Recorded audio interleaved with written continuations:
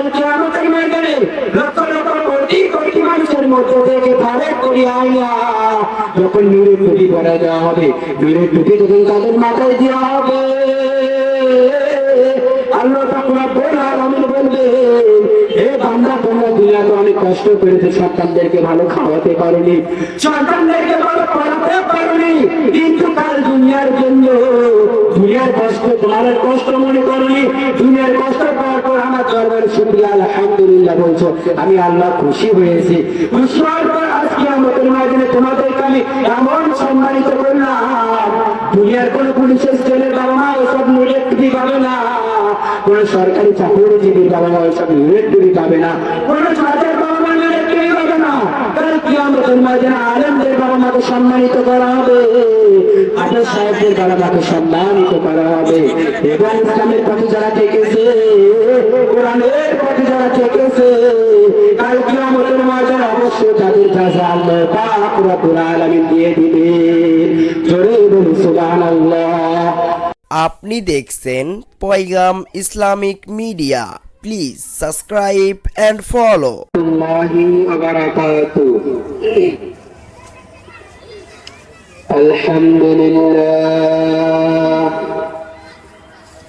আলহামদুলিল্লাহ নাহমাদুহু ওয়া নাস্তাঈনুহু ওয়া নাস্তাগফিরুহু ওয়া নু'মিনু বিহি ওয়া নাতাওয়াক্কালু আলাইহি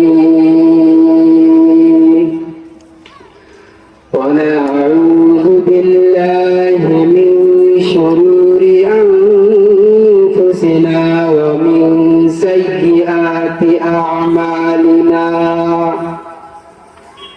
من يهده الله فلا مضل له ومن يضلله فلا هادي له ونشهد أن لا إله إلا الله وحده لا شريك له ونشهد أن محمدا عبده ورسوله. أما بعد فأعوذ بالله من الشيطان الرجيم. بسم الله الرحمن الرحيم.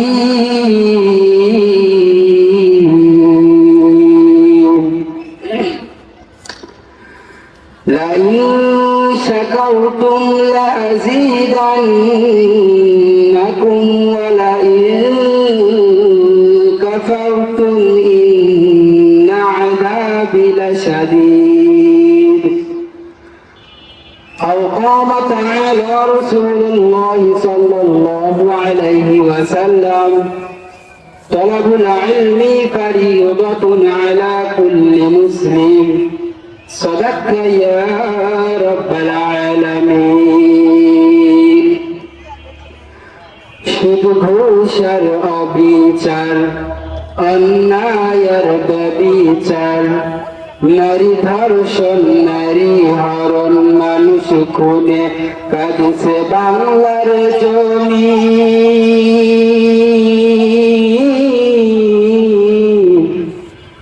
বিদায় হতে চলেছেন নবীজির রক্তে মাখা দিন। সিডি আর টেলিভিশন, ইন্টারনেট আর মোবাইল ফোন কেড়ে নিল মানুষের মন। খোদার কালাম লাঞ্ছিত হয়ে কাঁদছে রাতের দিন। বিদায় হতে চলেছেন নবীজির রক্তে মাখা দিন। আলহামদুলিল্লাহ, আলহামদুলিল্লাহ, সকল প্রশংসা সেই মহান রব্বুল আলামিনের জন্য, যেই মহান রব্বুল আলামিন হাজারো ফিতনা ফাসাদ থেকে ফারেক করিয়া মহান রব্বুল আলামিনের বহুত বড় হুকুম সালাতুল মাগরিবের নামাজ জামাতের সহিত আদায় করার পর একটি ইসলামের ময়দানে, কোরআনের ময়দানে, জান্নাতের ময়দানে আমাদেরকে আসার বসার এবং কিছু কথা বলবার ও কিছু কথা শুনবার তৌফিক দান করেছেন। সেই মহান রব্বুল আলামিনের দরবারে সকলে মন খুলে প্রাণ খুলে আন্তরিক দিয়ে বলে আলহামদুলিল্লাহ।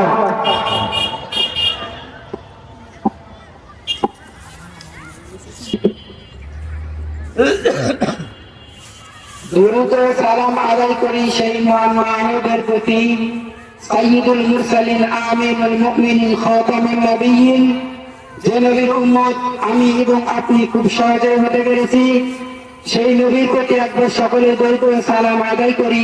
সকলে পড়ি সাল্লাল্লাহু আলাইহি ওয়াসাল্লাম। আল্লাহ পাক রব্বুল আলামিন 13 নম্বর পারা 14 নম্বর পৃষ্ঠা 3 নম্বর লাইনে সূরা ইব্রাহিমের 3 নম্বর লাইনে একটি আয়াত তেলাওয়াত করেছি আমি, লাইন শাকারতুম লাযীদান্নাকুম ওয়া লাইন কাফারতুম ইন্না আযাবি লাশাদীদ। এবং মুজাহিদ সাল্লাল্লাহু আলাইহি ওয়াসাল্লামের লক্ষ লক্ষ কোটি কোটি হাদিসের মধ্যে থেকে একটি হাদিস তেলাওয়াত করেছি। রব্বুল আলামিন যদি তৌফিকে কারিমা দান করেন, আমি গুনাহগার বান্দা আল্লাহ পাক রব্বুল আলামিনের কোরআনের আয়াত এবং রাসূলুল্লাহ সাল্লাল্লাহু আলাইহি ওয়াসাল্লামের হাদিসের উপর কিছু কথা বলবো। সবাই বলে আল্লাহুম্মা আমিন। আল্লাহ পাক রব্বুল আলামিন পবিত্র কোরআনুল কারীমে বলে দিলেন, লা ইন শাকারতুম লাযীদান্নাকুম ওয়া লা ইন কাফারতুম ইন্না আযাবি লাশাদীদ। আল্লাহ পাক রব্বুল আলামিন বলে দিলেন, প্রত্যেক মুসলমানকে তার নিয়ামতের শুকরিয়া আদায় করতে হবে। আমাদের বর্তমান যুগের চলাফেরা, চলতে ফিরতে, উঠতে বসতে যত কাজকর্ম করি ভাই, আমাদের প্রত্যেকের এই নিয়ামতের শুকরিয়া আদায় করতে হবে। আমরা যখন 5 ওয়াক্ত নামাজ আদায় করি, 5 ওয়াক্ত নামাজ আদায় করার পর আল্লাহ পাক রব্বুল আলামিনের দরবারে নিয়ামতের শুকরিয়া আদায় করতে হবে। এই নিয়ামতের শুকরিয়া আদায় করার পর আল্লাহ পাক রব্বুল আলামিন ফেরেশতাদের ডাক দিয়ে বলেন, হে ফেরেশতা তোমরা শোনো, আমার গুনাহগার বান্দা আমাকে সিজদা করেছে, আমার কুদরতি কদমে সিজদা করার পর আমার নিয়ামতের শুকরিয়া আদায় করেছে। এবং আমরা মুসলমান, আমাদের মধ্যে সবচেয়ে বড় নিয়ামত হলো আল্লাহ পাক রব্বুল আলামিন আমাদের প্রত্যেককে দয়া করে মায়া করে অনেক কষ্ট করে মুসলমান ঘরে জন্মগ্রহণ করিয়াছেন। মুসলমানদের মধ্যে নিয়ামতের মধ্যে সবচেয়ে বড় নিয়ামত হলো আমরা মুসলমান ঘরে জন্মগ্রহণ করিয়াছি। এই মুসলমান ঘরে জন্মগ্রহণ করার পর আমরা কি প্রত্যেককে মুসলমান হয়েছি? প্রত্যেক মুসলমান একটি শিশু মায়ের গর্ভ থেকে জন্মগ্রহণ করার পরে সে মুসলমান হয় না।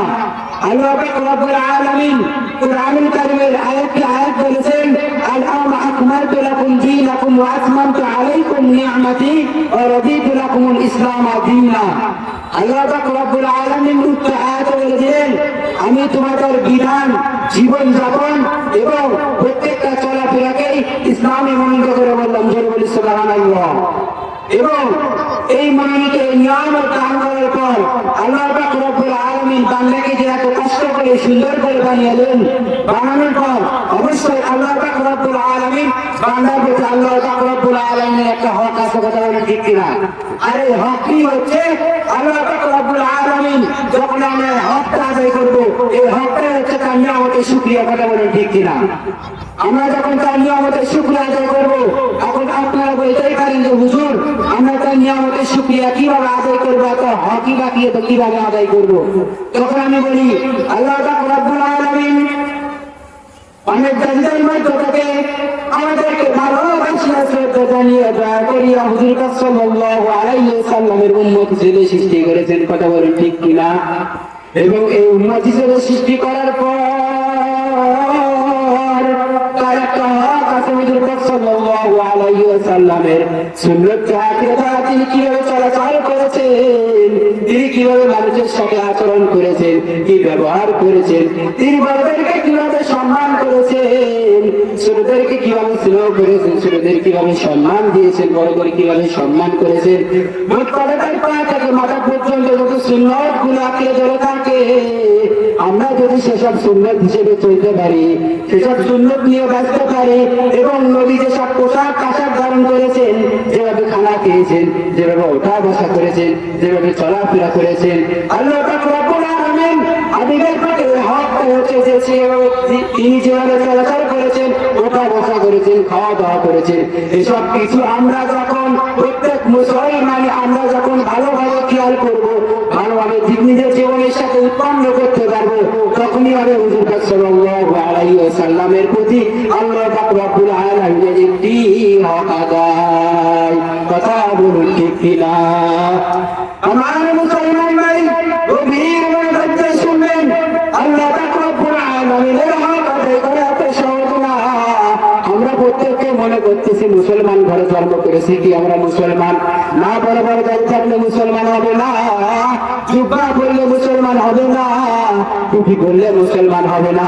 মুসলমান হলে নিজের ইমানকে ঠিক রাখতে হবে। মুসলমান হলে আল্লাহ পাক রব্বুল আলামিনের কোরআন, এই কোরআনে আল্লাহ পাক রব্বুল আলামিন 6666টি আয়াত নাযিল করেছেন, এবং প্রত্যেকটি আয়াতের বিনিময়ে একটি করে অর্থ দান করেছেন। আমরা প্রত্যেক মুসলমান যখন এই কোরআনের উপর আমল করতে পারবো, এই কোরআনের আয়াতকে বিশ্বাস করতে পারবো, এই কোরআন কি বলেছে হালালকে হালাল মানতে পারবো, হারামকে হারাম মানতে পারবো, তখন আমরা বুঝতে পারবো আমরা খাঁটি মুসলমান। এর আগে মুসলমান দাবি করার কোনো কায়দা আছে? কোনো কায়দা নেই। আপনি যেদিন কোরআন বুঝবেন, ইসলাম বুঝবেন, দ্বীন বুঝবেন, হালালকে হারাম মানবেন, হারামকে হারাম মানবেন, তখনই বুঝতে পারবেন আপনি খাঁটি মুসলমান। আরে কোরআনকে বুঝতে গিয়ে, এই কোরআনকে মানতে গিয়ে যদি কোনো বাতিলের প্রতি যুদ্ধ করতে হয়, যদি কোনো বাতিলের প্রতি যুদ্ধ করতে হয়, আমরা মুসলমান কোরআনের জন্য, দ্বীনের জন্য, ইসলামের জন্য জীবন দিতে রাজি আছি কিনা? কথা বলুন ঠিক কিনা? এই কোরআনকে সমাজে প্রতিষ্ঠিত করতে যদি রক্ত দিতে হয়, আমরা মুসলমান রক্ত দিতে রাজি, তবুও কোনো বাতিলের কাছে মাথা নত করতে রাজি না। কথা বলুন ঠিক কিনা? আমাদের প্রত্যেককে কোরআন বুঝতে হবে, ইসলাম বুঝতে হবে। আর আমরা যখন কোরআন ইসলাম বুঝবো, তখন আল্লাহ পাক রব্বুল আলামিনের এই আয়াতের ব্যাখ্যায় যে বলেছেন আল্লাহ পাকে একটি হক আদায় করতে হবে, যে হকটা আমাদের আদায় করা হবে। বলি সুবহানাল্লাহ। এই জন্য আমাদের প্রত্যেককে কোরআন বুঝতে হবে, আলেমদেরকে সম্মান করতে হবে, দ্বীনকে বুঝতে হবে, ইসলামকে বুঝতে হবে, ইসলাম কি বলেছে তা মানতে হবে। কথা বলেন ঠিক কিনা? একটা হাদিস তেলাওয়াত করেছি, তালাবুল ইলমি ফারিদাতুন আলা কুল্লি মুসলিম, ইলমের শিক্ষা করা প্রত্যেক মুসলমানের উপর ফরজ। আপনাকে আমি আলেম হতে বলতেছি না, আপনাকে আমি মুক্তি হতে বলতেছি না, আপনাকে আমি মুহাদ্দিস হতে বলতেছি না।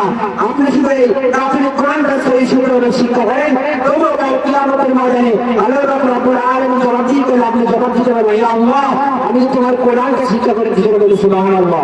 আমি তো ফরজ না, আমি ফরজ না, তবে তালাবুল ইলমি ফারিদাতুন আলা কুল্লি মুসলিম, এই মেয়েদের শিক্ষা করা প্রত্যেক মুসলমানের উপর ফরজ। কথা বলে ঠিক কিনা?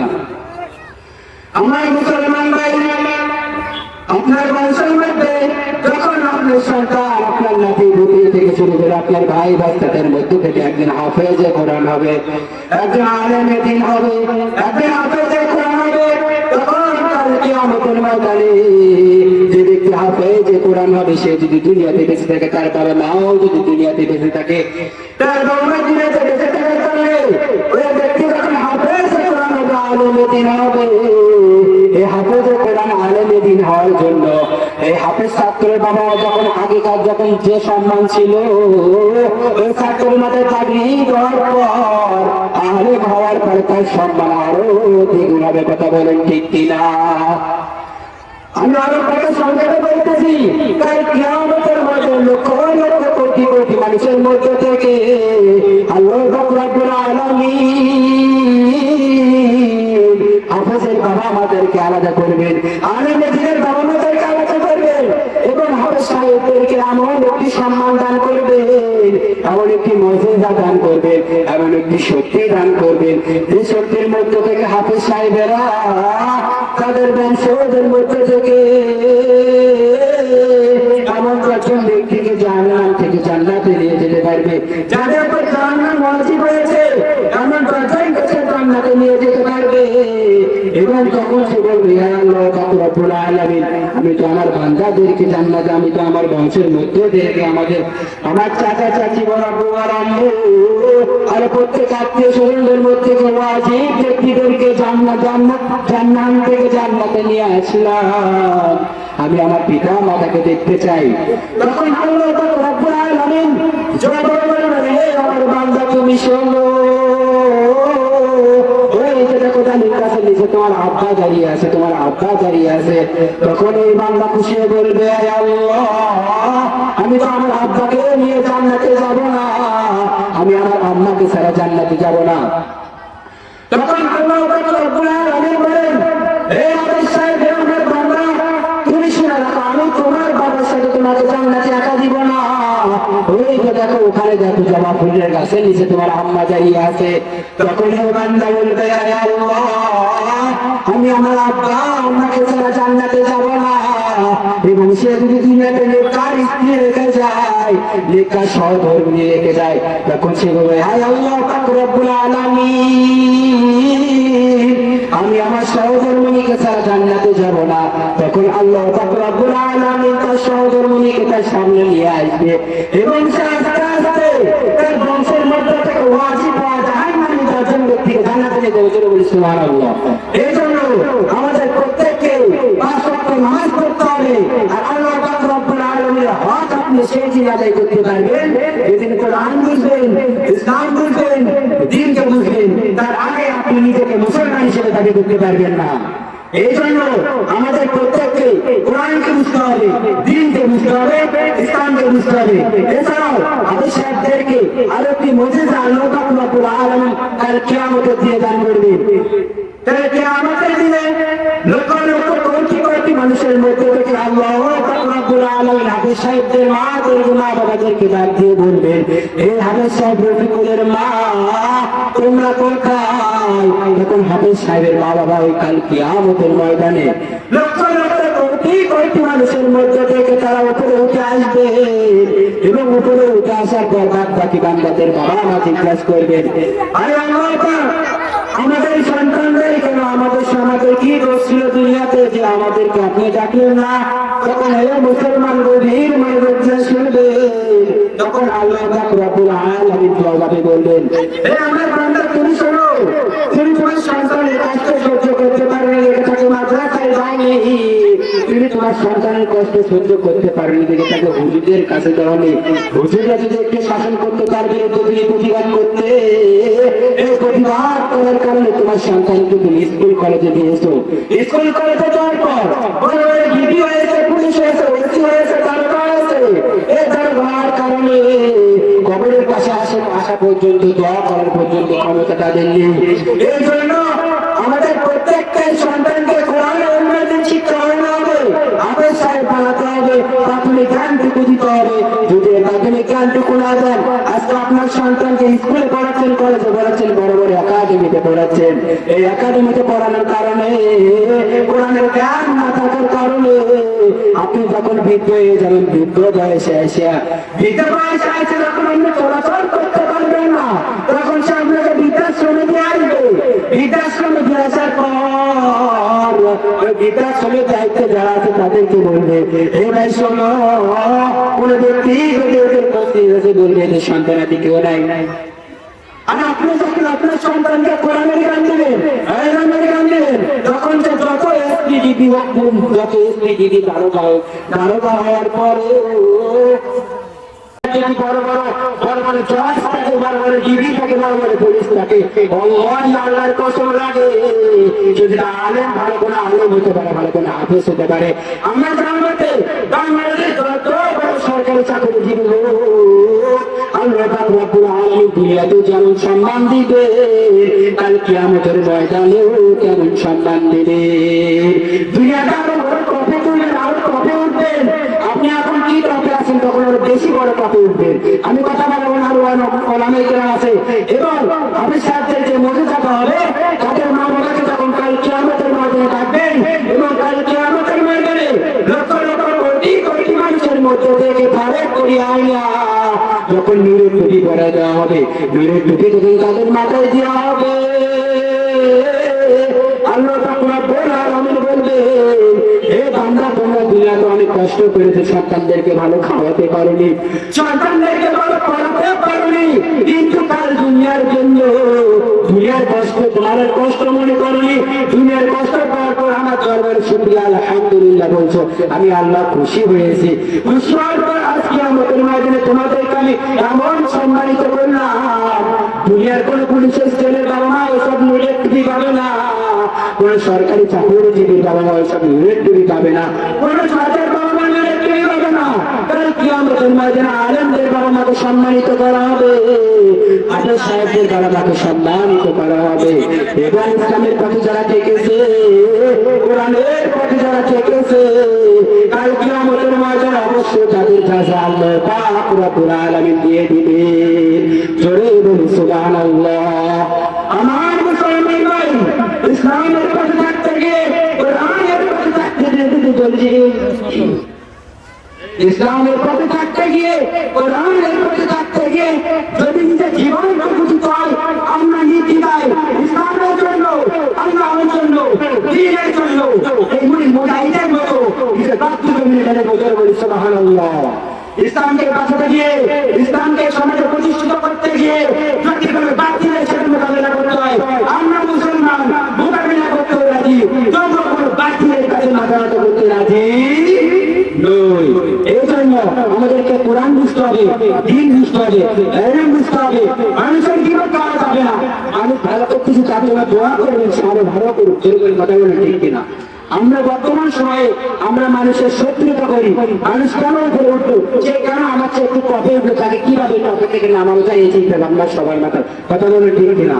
আমার সময় সংক্ষেপ, সময় সে অনেক ওলামায়ে আছে কথা বলবেন, আমি যে সব কথা বললাম আল্লাহ পাক রব্বুল আলামিনের হক আমাদেরকে আদায় করতে হবে, আর আমরা যদি হক না আদায় করি কালকে আমাদের মাঝে চলে যাই, আল্লাহু আল্লাহর কসম করে বলতেছি জাহান্নাম ছাড়া কোনো উপায় না। এই জন্য মুসলমান ভাই, আমি যেসব কথা বললাম যদি কোনো ভুল আছে আপনারা মাফ করে দিবেন, এবং আমার কথাগুলোকে সবাইকে, সবাই কথাগুলোকে আনন্দের নিয়তে নেবেন, নসিহতের নিয়তে নেবেন, এবং আল্লাহ পাক রব্বুল আলামিন এই কথাগুলোকে আমি সহ আপনাদেরকে আমল করার তৌফিক দান করে দেন।